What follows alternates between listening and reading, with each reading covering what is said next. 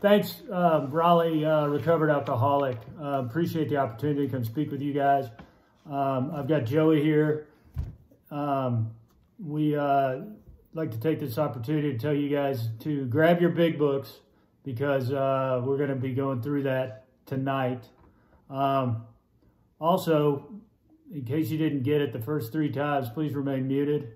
We've had some background noise. And Joey and I thought it was cool when asked to speak that we could come together and do this together because he and I have known each other and we're drinking buddies for a long time prior to this. And then we decided it might be fun to qualify each other and, you know, switch that up. I've never seen anyone qualify another friend of theirs. I've seen, you know, sponsored, sponsee kind of thing, but not 2 people that used to do the same dumb shit together. Anyway, with that, I'll turn it over to Joey, and he can embarrass me first. Hi, I'm Joey. I'm a recovered alcoholic, and thank you guys for having us.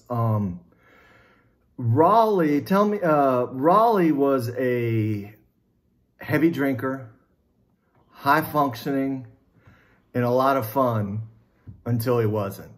Can everybody kind of relate to that? Raleigh, I've known Raleigh for over 20 years, and he has had more injuries while he's been drunk, falling down stairs, falling off golf carts, that we have made up a legendary ghost dog that he has blamed that has tripped him for everything that he's ever done. All right. One time Raleigh was up in Dallas visiting me, and we didn't go out, and we decided it would be a good time with a couple of our other buddies to buy a couple cases of beer and play Risk. And then that just wasn't getting it done anymore. So we bet Raleigh a small amount of money that he couldn't get through my buddy's dog door. And I'll tell you, for about the next hour and a half, 2 hours, he looked like Winnie the Pooh trying to get through that dog door with that guy's wife coming out. So, even though I'm younger than Raleigh, like all things, I'm usually the first to get there, and I have a little bit more sobriety than him.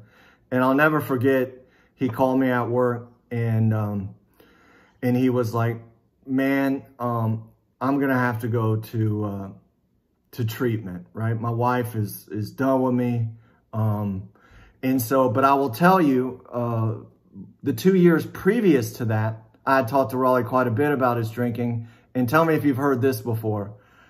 Man, I'm just gonna switch to beer. I'm just gonna switch to beer, or hey, I'm only gonna start drinking after 5.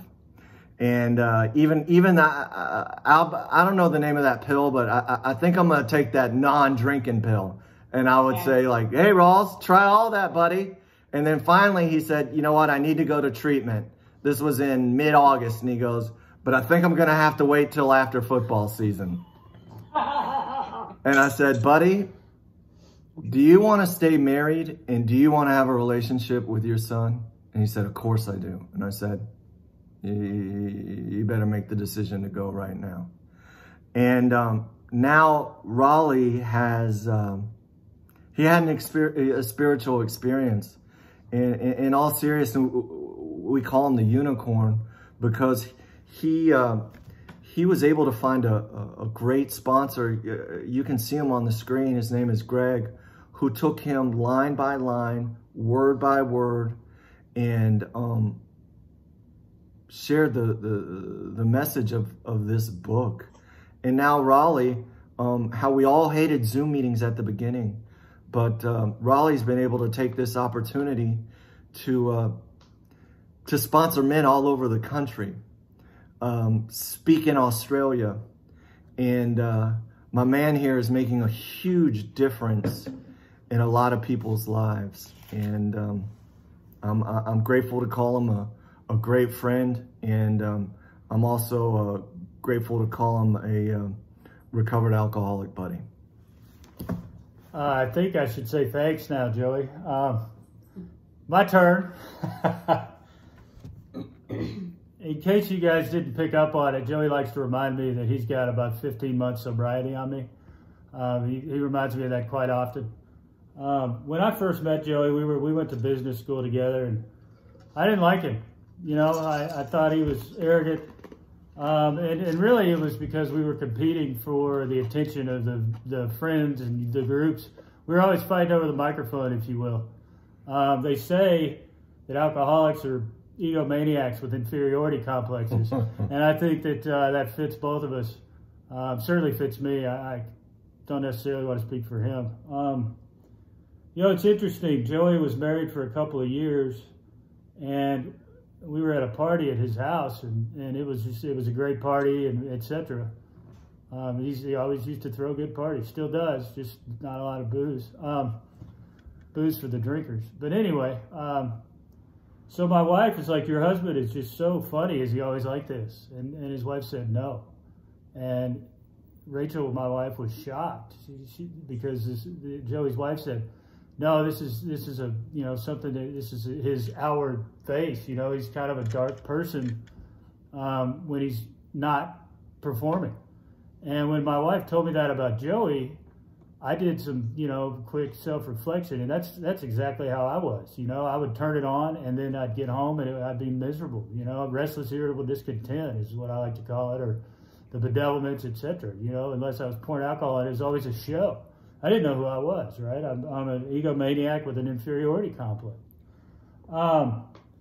You know, Joey just recently moved here to Temple 3-4 months ago, and we were reading over the Big Book.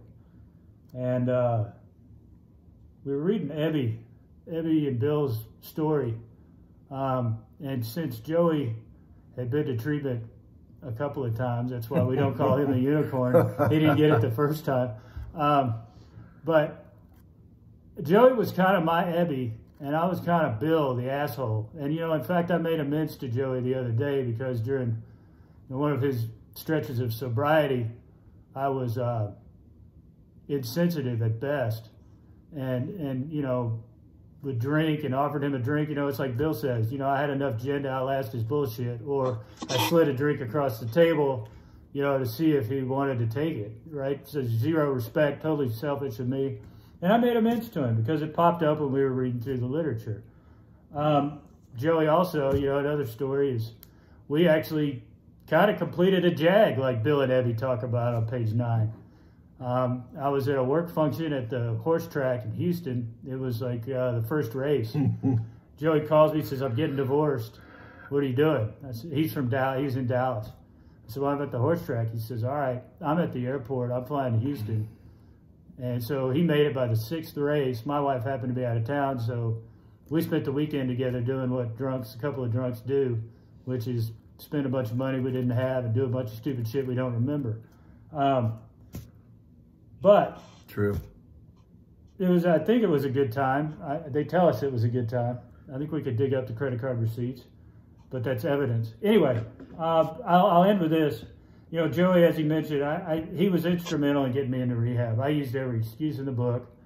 More importantly, he kept my wife sane during this whole thing while I was in treatment, early recovery, and even, you know, leading up to it. You know, your husband is talking about football season, for heaven's sakes. He's not well. You just have to be patient. You know, hopefully he'll figure it out. And he did that, you know, so like he said, you know, I'm proud to call him a friend, and you know, there's strength in numbers, and I'm thrilled he moved to town. And, you know, with that, we're going to talk about the promises tonight. We're going to talk, we're just given the time constraints, we're going to talk about our 2 favorite promises.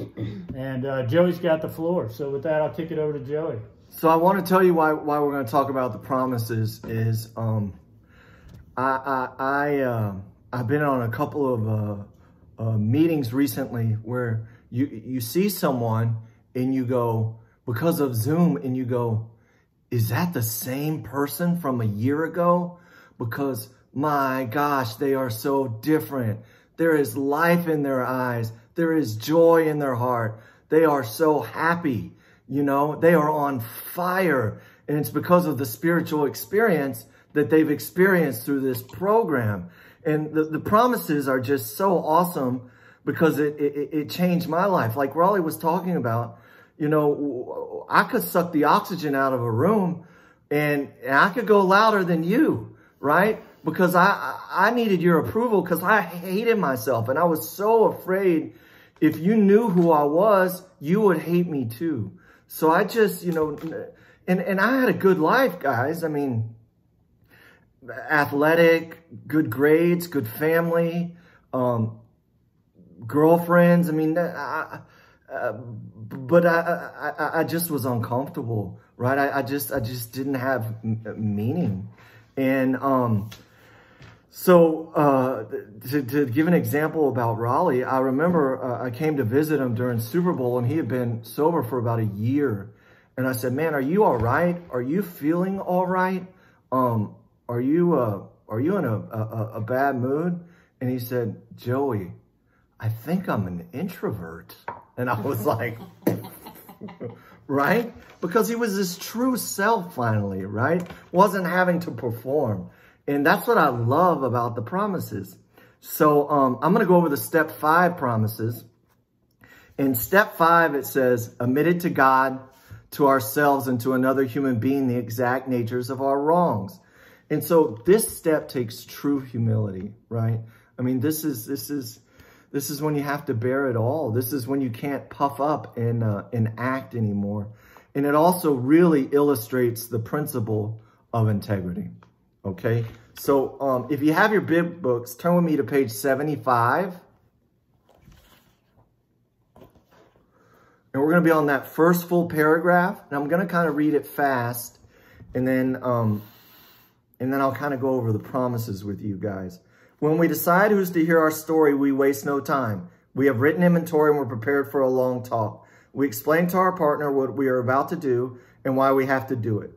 He should realize that we are engaged upon a life and death errand. Most people who approach this in a way will be glad to help. They will be honored by our confidence, okay? So the second paragraph, this is where a ton of the promises are. I'm going to read this paragraph, and then we're going to go over the promises, all right? We pocket our pride and go to it, illuminating every twist of character, every dark cranny of the past. Once we have taken this step, withholding nothing, we are delighted. Promise number 1. All right. We can look the world in the eye. Promise number 2, right? I couldn't look anyone in the eye, right? I couldn't give and receive praise. I didn't feel good enough about myself.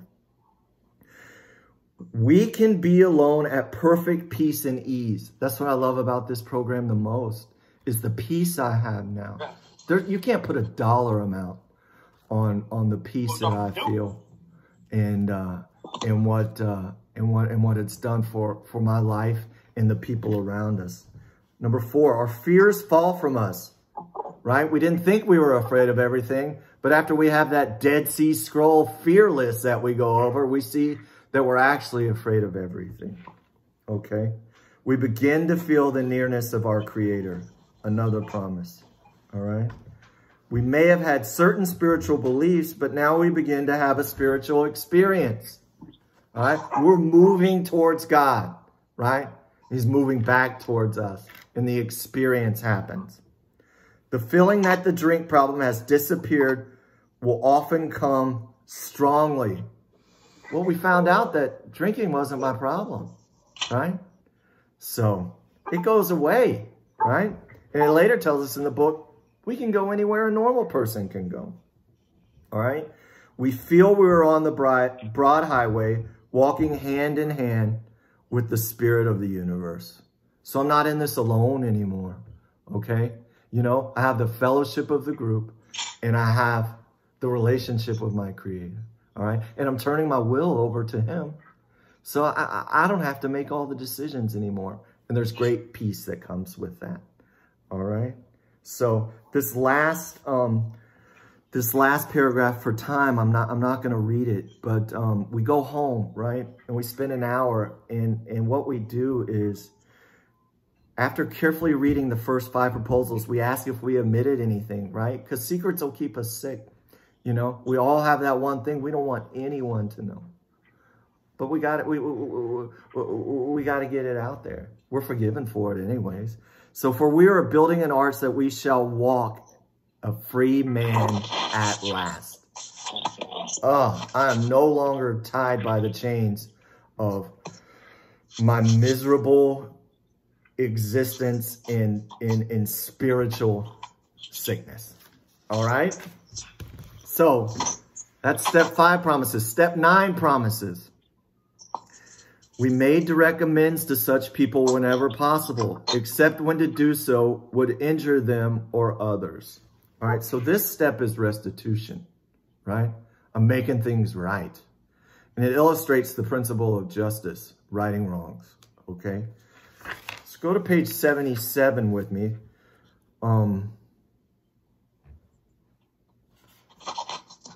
The purpose of this step is, at this moment, we're trying to put our lives in order.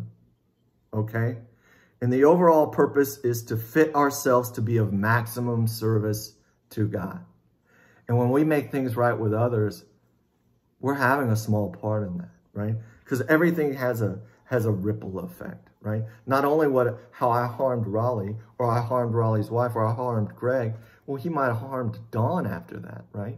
You know, everything has a ripple effect, right? Or people protecting me, right? It affected things from them. So also on page 77 says, but our man is sure to be impressed with a sincere desire to set the right wrong. We got to check our motives before we do this. Are we doing it for the right reason? Okay. And all right, so go with me down to the very bottom. Okay. We go to him, the person that we've harmed, in a helpful and forgiving spirit, confessing our formal ill-feeling and expressing our regret. With forgiveness comes freedom, guys. That's what we're looking for. Freedom from the bondage of alcohol and shame and everything else that we pour liquid over, right? So let's talk about the promises. Once we do this step, what's going to happen, Joey? Well, once we do this step,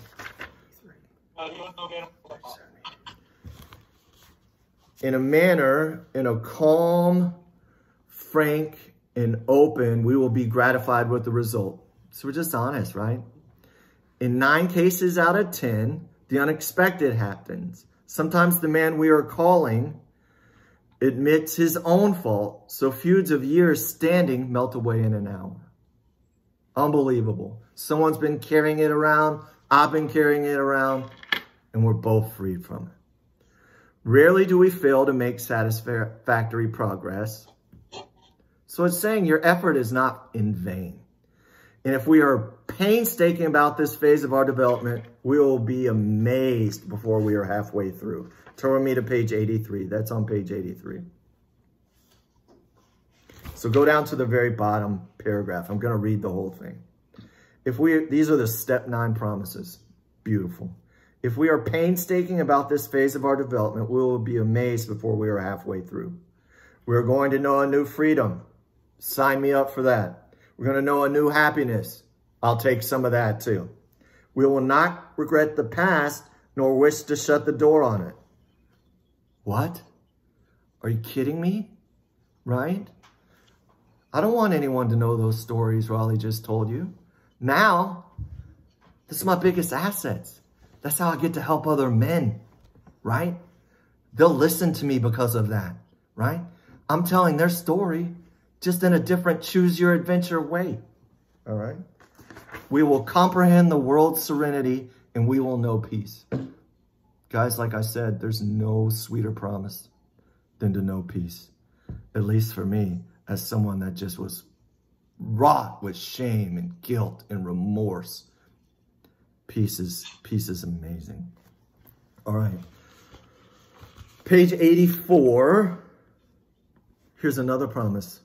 Once we complete these steps, no matter how far down the scale we have gone, we will see how our experiences can benefit others. That's what I'm talking about. You know, my experiences, all of the things that I've done in the past Because of that, I can help someone else. That feelingness of uselessness and self-pity will disappear. Yep, sign me up for a double dose of that. We will lose interest in selfish things and gain interest in our fellows. You know, I always thought that I was unselfish. I always thought that I did a lot for others, and I did. But really, was my motive to get praise for it? Was it for people to tell me what a great guy I was? Yeah, probably. And that starts to go away, which is amazing. Our whole attitude and outlook upon life will change. Fear of people and of economic insecurity will leave us. Guys, this is an important one to me. I burned it all to the ground. All of it. 401ks, employee ownership in companies, credit cards maxed out, all of it. Nothing left. Sold my house, loans, everything to the ground, you know. Stop paying bills. Start off with a credit. And so this is one of the things. There'll always be something, a promise that you have to trust God with the most. And this is what I had to trust God with the most. And let me tell you, I'm here to tell you, between 3 and 4 years, this is not a big concern of mine anymore. These promises do come true. We will intuitively know how to handle situations which used to baffle us. We will suddenly realize that God is doing for us what we could not do for ourselves. Well, that's amazing, right?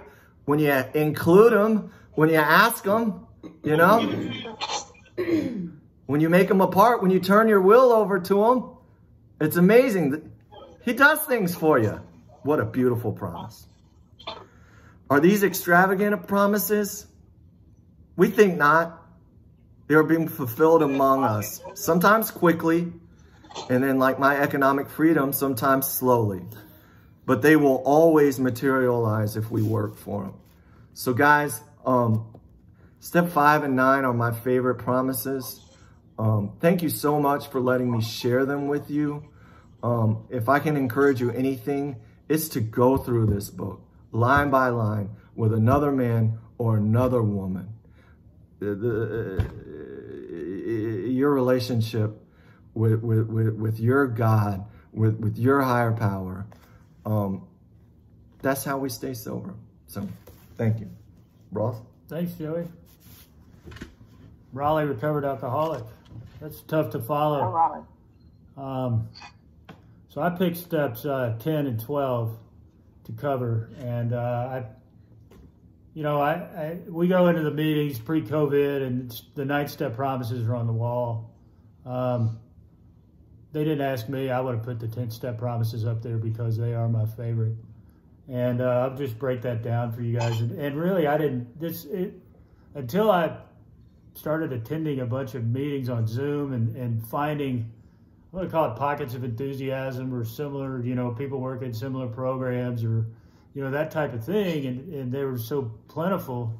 I really hadn't had a chance to understand why Ernesto still hadn't muted his phone. Anyway, wonder what's for dinner there at Ernesto's. But so the 10 step promises are on page 84. And let me read the 10th step to begin with. That's on page 59. It says, continue to take personal inventory, when we're wrong, promptly admit it. If we do this, at the bottom of 84, it says, and we have ceased fighting anything or anyone, even alcohol. That, to me, I didn't really realize until recently, fairly recently, that I was at war with everything and everybody. As the insecure person, I thought everybody was out to get me. I was hiding my real self and putting on, airs. You go to page 60, and it says,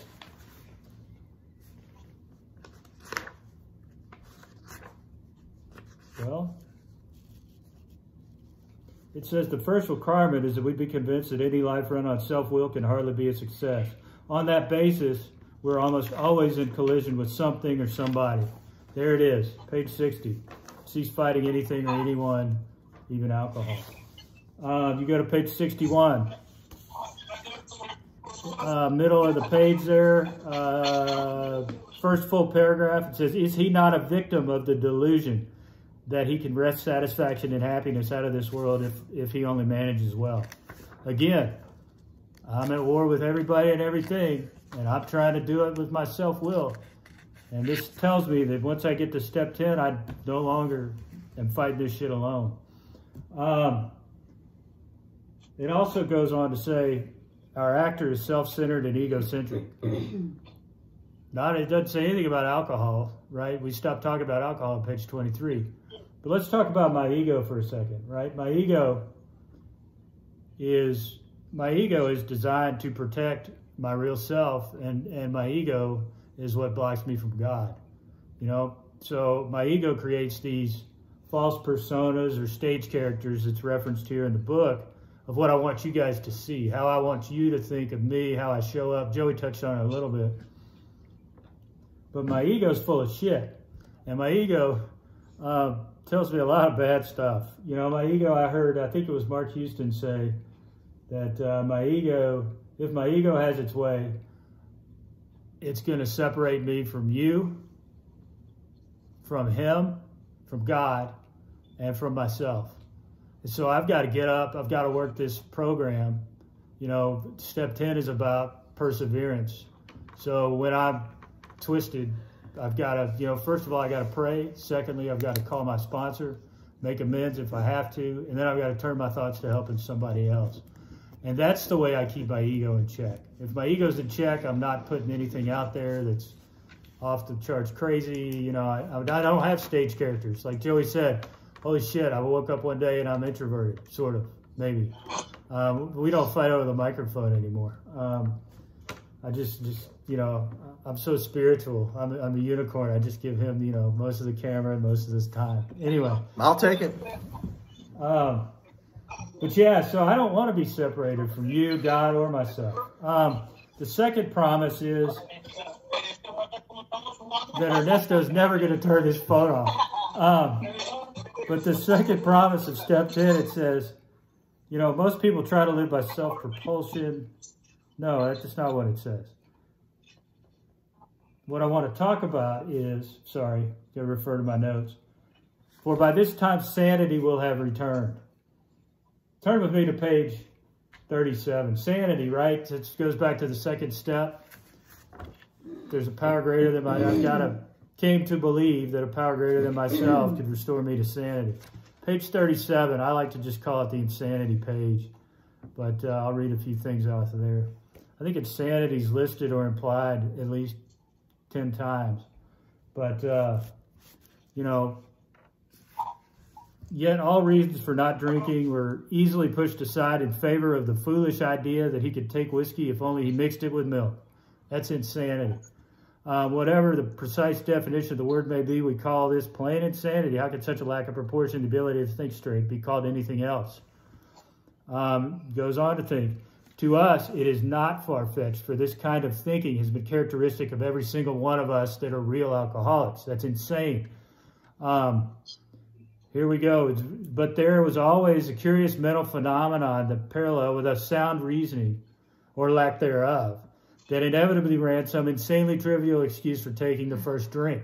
He's talking about the mental obsession that real alcoholics share, right? The loss of choice in the matter, you know? So again, it says, but even this type of beginning, we're obliged to admit that our justification for a spree was insanely insufficient in light of what always happened. Our behavior is as absurd and incomprehensible with respect to the first drink as that an individual of passion would say for jaywalking. Again, that's crazy. That's insane. Well, if I get to step 10, I get restored to sanity. How cool is that? Let's see. Says, the third promise is I'll seldom be interested in liquor. I think I touched on that. Liquor's not my problem. It's ego, selfishness, and self-centeredness. God removed the mental obsession for me. You know, and wow, just cool. The third one, if tempted, I recoil from it as from a hot flame. You know, as a kid, you burn yourself once and you don't touch the damn stove anymore. Pretty simple there. I react sanely and normally, and I find that this has happened automatically. You know, that's incredible, right? All I had to do is work a simple program to the utmost of my ability. All I had to do to start was bring honesty, open-mindedness, and willingness to the table, and then just work the program to the best of my ability. I'm not fighting it, neither am I avoiding temptation, right? It is what it is. It's been removed. I'm going through life. I'm trying to be as helpful as I can. I'm a different person. It's a promise. I feel as though I've been placed in a position of neutrality, safe and protected. I think that's what Joey was talking about earlier when, you know, hell, I don't have a better word for it than serenity. You know, I lay my head down on the pillow at night and I'm not concerned with outcomes. You know, I've given it to God. And my relationship with God has grown since I, you know, got sober till now because of this program. You know, God is a part of every one of us. It's on page 33. Every man, woman, and child has a fundamental idea of God. In me, God was dormant, and it got woken up through this program. The next promise says, we've not even sworn off. Instead, the problem has been removed. To me, that means I've recovered from a hopeless state of mind and body. That's why I introduced myself as a recovered alcoholic. That's on page Roman numeral 8 from the first 100, the authors of the book. It's also, recovered's listed in there a bunch of times. I can't quote it. I don't know the details. Someone else in here could. You know, it doesn't exist for me. The next one is, I'm not cocky nor am I afraid. That's my experience. That's how I react so long as I keep in fit spiritual condition. To me, being in fit spiritual condition is the fourth dimension. You know, I get to live in the now. I get to live today. I don't wake up with guilt, shame, and remorse of yesterday because I've worked the 10th step.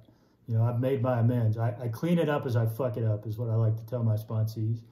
I go to God, I call my sponsor, I make the amends if necessary, and I turn my thoughts to other people. The fourth dimension is referred to, you know, Bill's story and more about alcoholism on pages 8, 13, and 25. In the interest of time, I'm not going to go read all of that stuff. If I have carefully followed directions, I have begun to sense the flow of his spirit into me. You know, that goes to the appendix 2, spiritual experience. In the appendix, you know, sometimes quickly, sometimes slowly. Some people have burning bush. Some people have, you know, more educational variety type spiritual experiences. I've had both. Maybe not a burning bush, but certainly I can testify, you know, that this is my story. To some extent, I've become God conscious. Yeah, God started working in my life, you know, like Joey said, and other people, they noticed it first. You know, my dad shot me an email after an innocent lunch, you know, hey, your mom and I are so impressed with the man you've become. And I'd only been sober 8, 9 months, you know, and it's like, where did that come from? Because that type of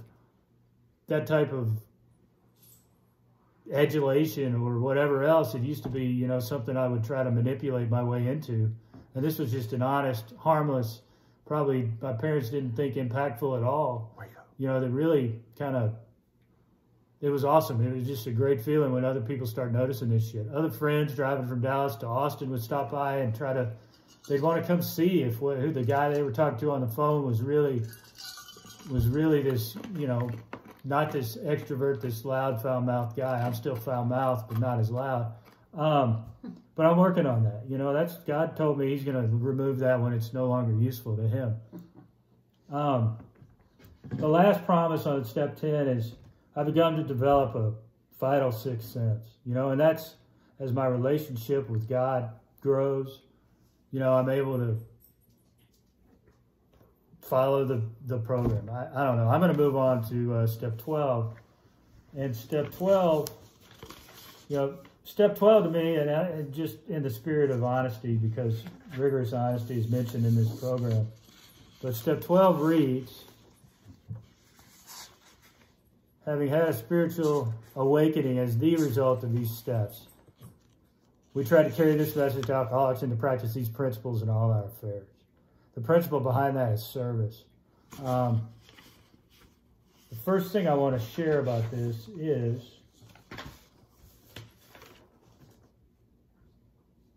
on page 11, it's all about service. So the first thing that comes to mind, the first promise in there, says practical experience shows that nothing will so much ensure immunity from drinking as intensive work with another alcoholic. It works when other activities fail. Bill Wilson, page 11. But my friend told me, let's read that. That's him and Ebby. But my friend sat before me and made the point-blank declaration that God had done for him what he could not do for himself. That's the message of Alcoholics Anonymous that I need to be carrying to other men in the program. That's my job as a sponsor, is to get another man to get unblocked from God, a God of his understanding, not mine, not his parents, his understanding, so that he can recognize and see these promises come true in his life. So that's Bill and Abby. Page 14, it's still Bill. Bill had just heard that he's going to be wet brain and, I'm sorry, towards the bottom, while I lay in the hospital, the thought came to me that there are thousands of hopeless alcoholics who might be glad to have what had been so freely given to me. That's Bill talking about his experience with Ebby working the steps in the hospital. I can tell you this, if I'm in the hospital and just had, almost died from alcoholic poisoning or whatever, and been told I'm going to have a wet brain or institutionalized, the last thing that comes to my mind is you guys, or how to help somebody else. I'm so impressed with Bill's wisdom or spiritual, whatever the hell God did with Bill for him to think of this at that particular point in time is just incredible. It's nothing short of a miracle. And that's Bill laying the groundwork for this text that we study. The second one, and this is really cool, and Joey mentioned it, life will take on a new meaning. When I read that, I immediately go to usefulness. I'm useful now. I can wake up in the morning and know that I'm useful. I'm not only useful to other alcoholics, I'm more useful to my wife, I'm more useful to my son, I'm more useful to my friends. And it's not begrudging. I used to do things to get things. Now I just do things in order to be useful. That's not me. Page 20 talks about usefulness. It says,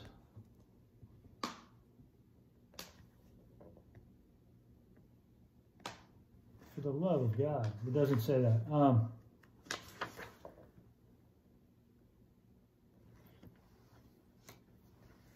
There it is. Our very lives as ex-problem drinkers depend on our constant thought of others and how we may help meet their needs. Thanks, Joey.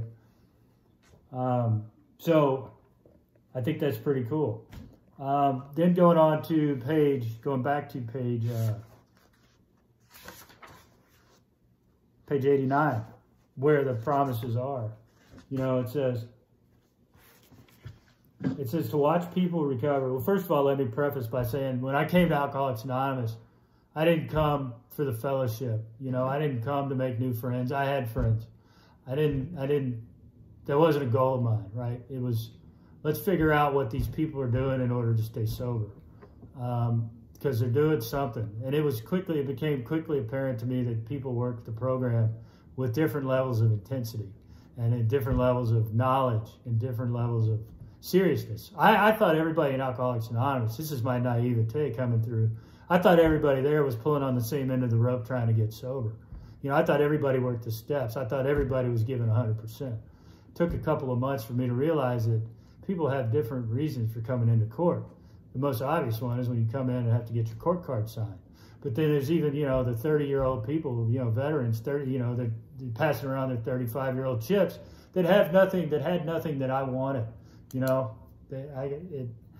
took me a while to realize that, but once I did, it was like, okay, fellowship, I don't really give a shit. I don't care about barbecues. I don't really give a shit about, going to the coffee shop. I wasn't there for that. But I'm saying all this because Joey mentioned the sponsorship, and to me, Zoom has been a blessing. I've got sponsees all over the country, which has been great. In fact, I've got sponsees that are going to meet me and Joey up in Akron, in Cleveland, in May, to go on the whole AA history tour. You know, I've got a couple guys from Ohio, one's driving in from Indiana, so we're going to have a big time there.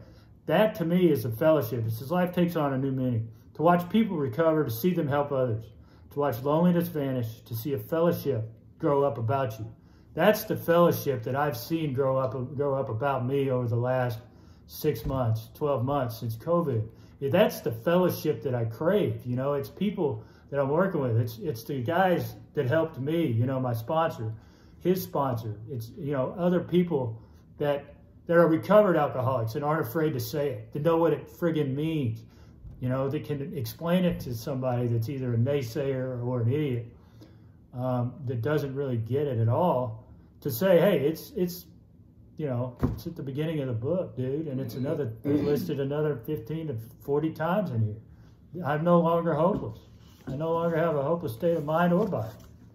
I might be a little overweight, but, you know, my liver enzymes are okay. So let's see. Then it goes on to say, both you and the new man must walk day by day in the path of spiritual progress. Well, yeah, obviously, that's what step 11 is for, right? That you've got to do that. You've got to end your evening with your daily review. Your nightly review. I've got to do that. And then I've got to wake up and get with God. I wake up and say, God, what are we going to do today?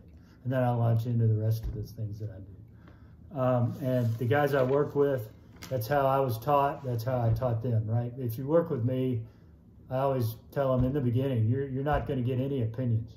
You're going to get straight out of the book. You're going to get taught how I was taught, et cetera, and so forth. Because when we look back, we realize that things come to us when we put ourselves in God's hands. And they were better than anything that we could have planned. You know, I was 8 months sober, had just finished the 12 steps. And I got that phone call nobody wants to get. I was told that I had MS. You know, hey, great, another fucking chronic illness.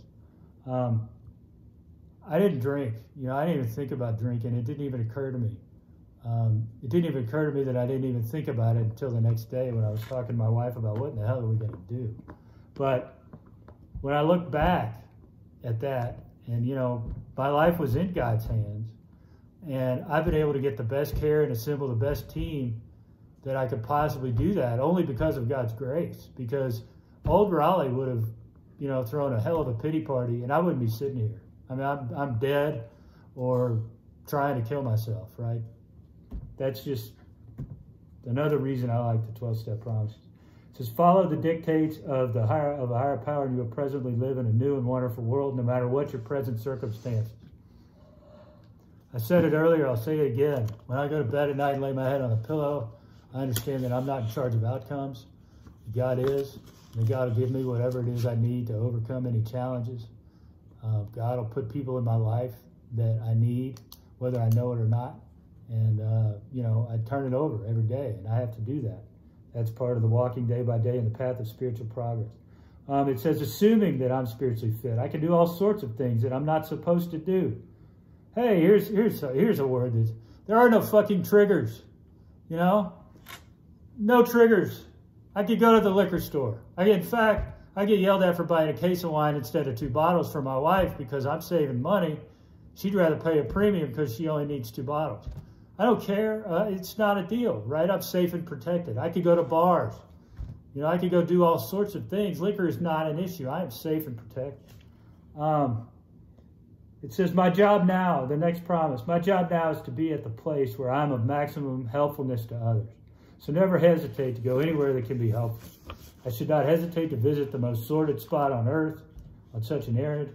Keeping on the firing line of life with these motives, and God will keep me unharmed. How awesome is that? You know, I got no triggers. I'm supposed to be helpful. I've got a job description, and I trust God to keep me unharmed. The power of God goes deep. That's the next one. And then I have stopped fighting anything or anyone. That goes back to, you know, it says we have to. I think somewhere in here, I can't quote the page, but it says, resentment is better left to or anger is better left to those who can better handle it than alcoholics. And I couldn't agree more with that. So it's about that time. Yeah, it is.